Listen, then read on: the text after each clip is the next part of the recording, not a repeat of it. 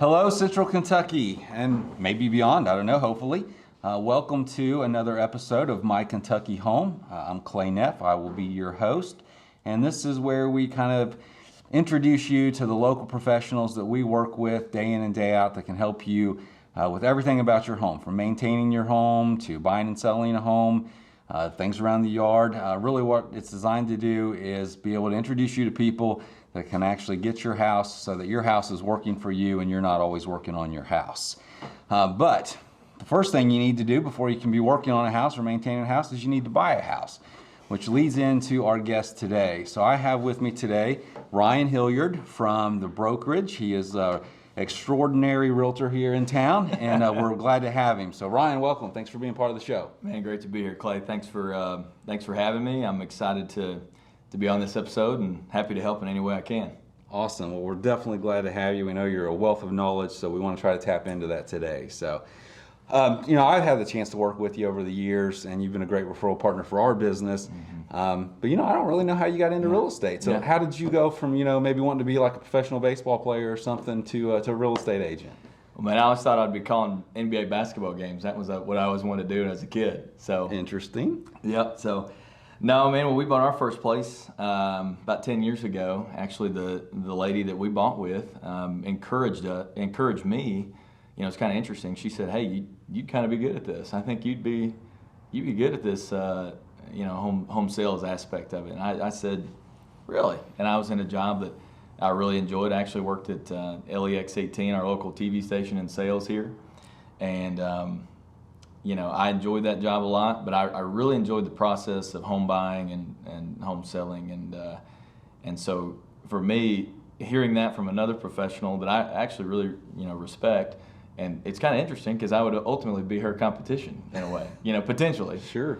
So her, and then as we were in the process of buying our house back in 2011, 2012, she said, "Actually, you should talk to this mortgage professional as well." And he said the same thing. He said, "Man, I think you'd be really good in this thing." So I really enjoyed it. I kind of I did a deep dive into the process when we bought our first place, and enjoyed it. And thankfully, the rest is history. I started in end of 2013. So now this is my 8th year in the business.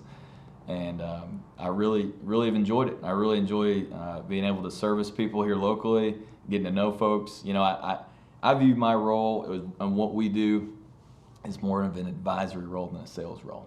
So a lot of realtors, realtors have got maybe a bad rap, but they just want to they want to sell. They want their commission check, Yep. Right? But it's not about that for me. It's not about that for the professionals that I work with at the brokerage. So it's we take it more of an advisory role, consultative role, and we view it as we don't take it lightly because it's their biggest investment. Absolutely. So, yeah. Well, let me ask you this, because I know when I started our business, there's some struggles, there's some ups and downs, and there's some fear. Yeah. So, how did you kind of overcome that to where now you're 8-9 years into it, Yeah. and what keeps you around? What keeps you doing this? Yeah. Well, that's a good question, man. The first 6 months to a year were rough, but there's no doubt. We, I don't think I got a paycheck until my 5th month in, and so I think we had our plan was, my wife Rachel and I, our plan was to have 6 months of emergency savings just in case it really fell flat on its face, and I felt like it almost did. I think I had some conversations at the end of that 5th month of, how are we gonna make this work? Is this gonna happen? And then it started kind of snowballing. In the beginning, the strategy that I brought into the business was just to keep it as relational as possible. I had been trained at the TV station just to, it's more of that one-on-one, being with people, being in the community, being involved. And so, overcoming the fear of taking somebody to a lunch and you buying it, or overcoming the fear of it's the little things, man, in this business that make it work. Absolutely. But you're right. It's slim to start. It's that first probably 2 years. If you can make it through that, 2 to 3, then you're probably going to be okay. But because then you can work your way into being more of a referral-based business, like I know you guys do a lot of referral-based work. We do, but it's hard. It was hard to get there, which speaks a lot about your wife, because they've got to. Yeah, they put up with a lot when you're struggling and you're pulling your hair out and all of that. So I understand. Yeah, there's not much left under here. And she endured some late nights. When you're in the beginning, I'm going. Now I pretty much service Lexington and Fayette County and any county that touches. I was going anywhere and everywhere. If there was somebody that had a need, I'm gone. I'm there. So I was driving, coming home late, and so now we've got 3 young kids, and so I've tried to temper that a little bit. Got to be home for dinner, completely. Man. I think when we first started, I went to St. Louis to do a job. Did you really? I did, yep. See? So, speaking about being out and about, so, we're always in people's houses. Mm-hmm. We see a lot of weird, crazy stuff. Some funny stuff, too. Yeah. So, like, for me, one time I was doing a mold inspection. Yeah. It was typical subdivision ranch house, right? Yeah. Nothing out of the ordinary, except when I walk in, the kitchen's closed off. Okay. I'm like, well, that's kind of weird because it didn't fit. It wasn't like barn door or sliding doors or anything. It's like, this doesn't fit. There's something weird here. Yeah. So I'm going through. I do the inspection. Everything's great. Yeah. I haven't done the kitchen yet, so I'm like, I need to take a look at the kitchen, and they're like, oh, that's fine. Just be careful. Albert tries to get out. And I thought, oh, okay, maybe they got a dog or a cat or something that's kind of crazy. Right. So I'm carefully opening the door. I walk in. It's not a dog or a cat. It's a full-grown pig. Albert was a pig, and he was a loving pig. Like, he wanted to come up and snuggle. Yeah. And I'm under the sink. I've got my flashlight. I'm looking under the sink. He starts chewing on my belt. Oh, no. I just couldn't wait to get out of there. And I thought, okay, if I was on a farm, I might understand this. But this was smack dab in the middle of a neighborhood. Hey, man, pigs are hot right now. Evidently. It's the thing. Pigs are in. I think it thought I was hot the way it was. But so, what's your story? What's the one story you tell at every party or something like that? Man, we had one where we had a gentleman that middle of a showing. It was a home that was a for sale by owner. I'd coordinated everything with the guy. Thought we were good to go. He'd given us access to the house. So I've got this nice young couple looking at the house with me. One of the first few times we've been out together, and all of a sudden, we're in the kitchen and we're just talking about the house. I'm getting some feedback from them, what they like, what they dislike. All of a sudden, in the back room, an alarm goes off, like a let's wake me up alarm. And well, that was interesting. What was that? And didn't think too much of it. The alarm turns off, and then we're continuing to walk through, and then all of a sudden comes down the hallway. There's an old gentleman in his whitey tighties comes walking out, and he apparently forgot that he had coordinated with us to come. We're in his house. He's there with us, and that's great. You should have seen the look on my home buyer's face. I mean, it's fantastic. They like telling that story even better than I do. I didn't do it quite justice. Again, like you said, very nice neighborhood. The gentleman apparently played in a bowling league, and I think he had a late night the night before, and so he had a late wake up. Just forgot we'd be there, and he very nice about it. Just says, "Guys, good morning. I'm gonna go ahead and get dressed, and I'll get out of your way." So, but at least he had the tidy whities on. Yeah, the whitey tidies it was solid. So, there's fun. Many more though. We see some crazy stuff. I've definitely shown houses where, there's somebody still sleeping in the bed. You see a big hump under the sheets or something, and there's all kinds of stuff that happens. I've fallen down many times going to show rural properties. Slipped and fallen in the mud.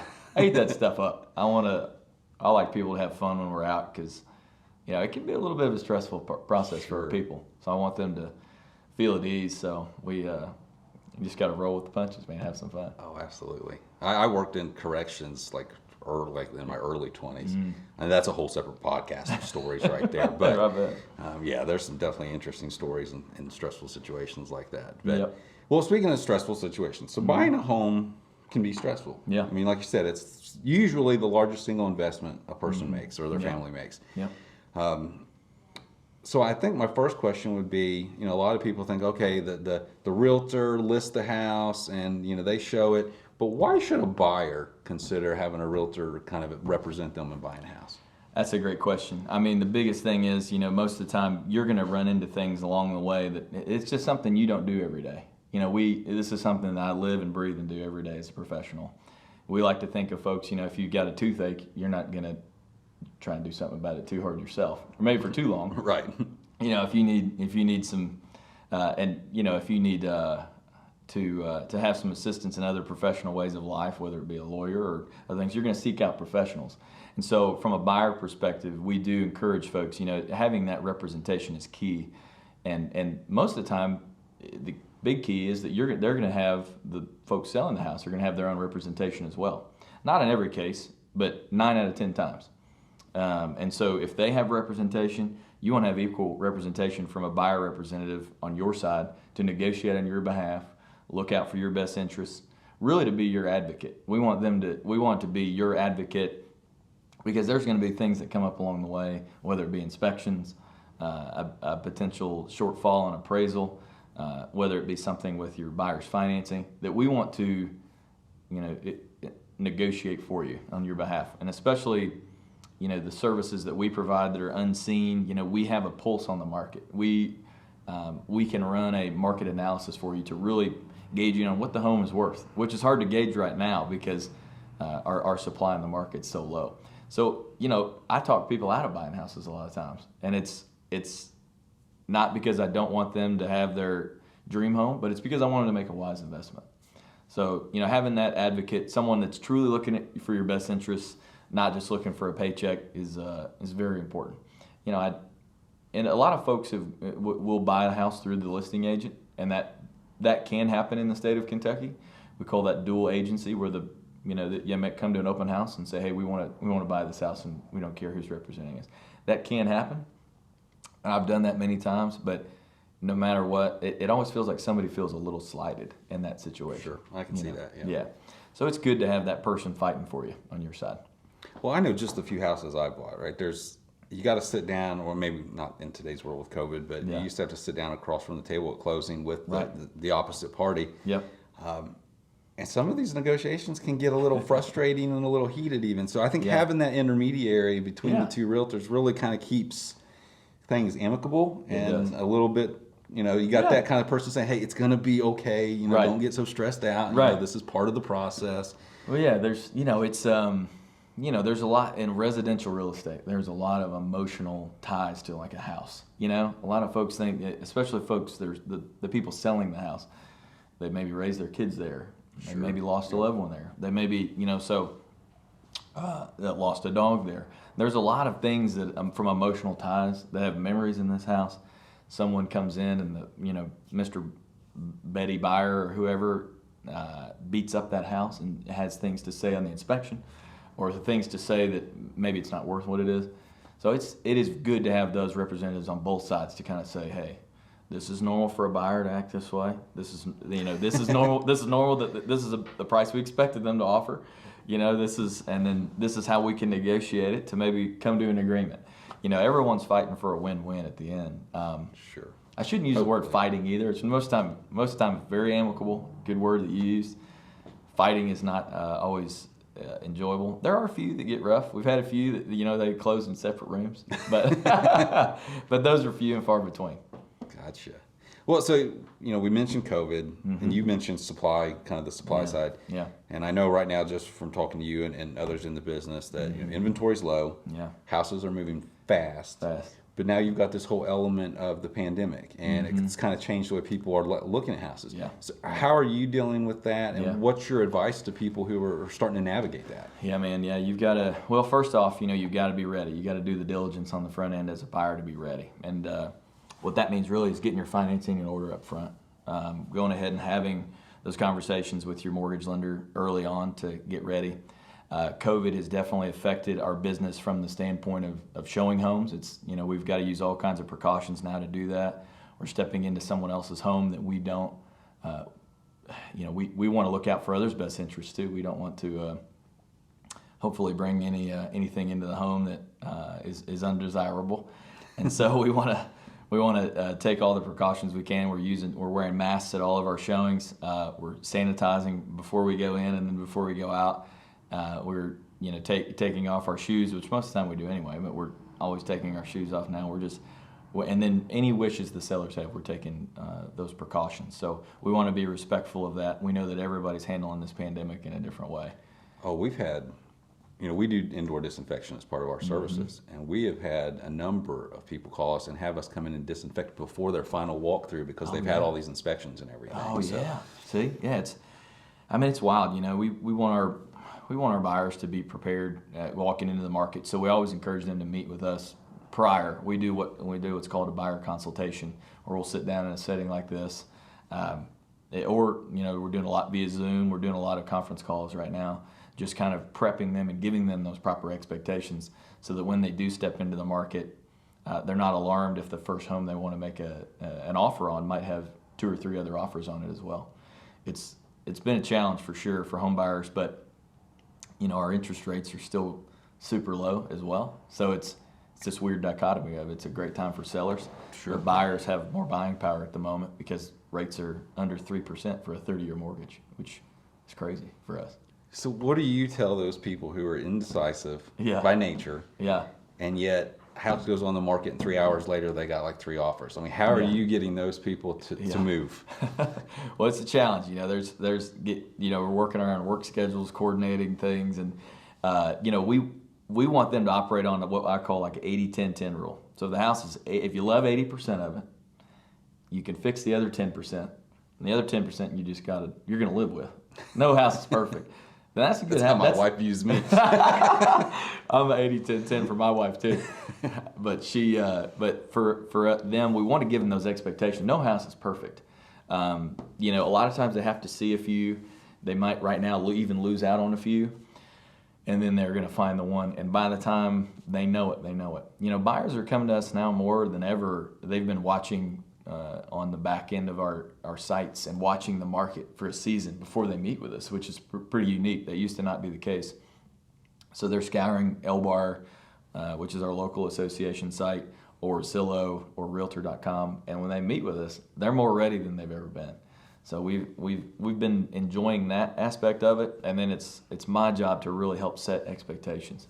When I call you and this house just came on the market, we better go. We better make our day happen. We better organize our day right. If you can get away at lunch, so we're setting all those expectations up front. When can you see houses? How flexible can your job be? Thankfully, a lot of people are working at home right now, so they might be able to sneak away between Zoom meetings or whatever they're doing. But it is a stressor, man, for buyers right now, for sure. But there's a lot of hope because we think this spring's going to bring a lot more supply to the market. We hope. Good. I hope so. Yep. I hope so. So you mentioned due diligence, having financing order. So what would you say is the top 3 things that you want your buyers to be ready to go when you start the process?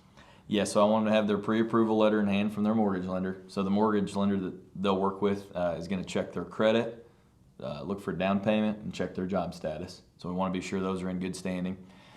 Then they'll give me the pre-approval letter, which is almost like our ticket to get out and start. I think that a lot of folks will still show homes to folks that have not been pre-approved, but in their best interest and everybody's best interest, it's good to get that done first. Secondly, I want you to meet with us, talk through the process. We're going to talk you through inspection expectations as well. We're going to talk you through what the whole process looks like from an entirety role, from the mortgage lender to what the realtor's role is to the closing and title attorney and company does. So we want to make sure that they've got a holistic view of it before they go out, because then when that time comes to write the offer, we want to review the contract with them. I forgot to mention that. We want them to be able to see the contract in its entirety so that when it's time to write one, they're ready to go. We want them to feel like they're armed, ready, confident, because it's competitive. And we know that what offer strategies can we talk about that may put them in front of another competitive situation. It's wild, man. It's a wild time out there. It's the Wild West. It is. It is. But again, I want to encourage home buyers too. It's be patient. It's still a good time to buy. You can still lock in the lowest interest rate of our lifetime, which is great. Just lean heavily. I'd lean heavily on your realtor for good, sound advice, good wisdom, good knowledge of the market, and that's a lot of what we're doing right now is just educating, prepping, then we're going to go out. get after it. That's the key. Educate. The sales will come. You educate properly, the sales will come. That's right. So. That's right. Well, tell our audience, for those that don't have a realtor, what's the best way for them to get a hold of you so they can utilize this wealth of knowledge that you have? Well, that'd be great, man. My name's Ryan Hilliard. I'm with the brokerage in Lexington. You can email me at ryan@thebrokerageki.com. You can also call or text me at 859-469-1074. And I just want to say a couple things. I really enjoy Clay. He's been a huge asset to my business in terms of all the processes and solutions that Green Home Solutions provides. They've done a great job in some potentially unsettling situations. Not everybody likes to go hang out in the crawl space. Right. So, this guy will do that for you. Or you see a little piece of mold around a vent or something, and we think, what the whole house is done. It's going to be, it needs to be tore down. This guy can come in, do an evaluation, have a good, honest conversation with you, and help lead you, just like he said to me, to an educated decision. And I would encourage you guys, as you're out looking at houses, just to see the big picture. You want to make a good, wise investment, but you also want to see the big picture. It's easy temptation to pick apart the houses that you see. We're going to probably this year be asking people to potentially compromise a little bit more than they have in the past on a few of those ones. I think that 80-10-10 rule is a good one to use this year. Might even be more like 70-10-20. But I appreciate you, man. You've been such a great asset to my business and the folks that we've worked with together over the years. Well, I appreciate that. It's very kind of you to say. We always enjoy working with you, and I love getting the chance to hang out with you, and we certainly appreciate you being on. So I know you're a busy man, so we'll let you get back to work and helping those home buyers and sellers. But thanks again for being on. You're the man. Thanks, Clay. Thanks. Appreciate you.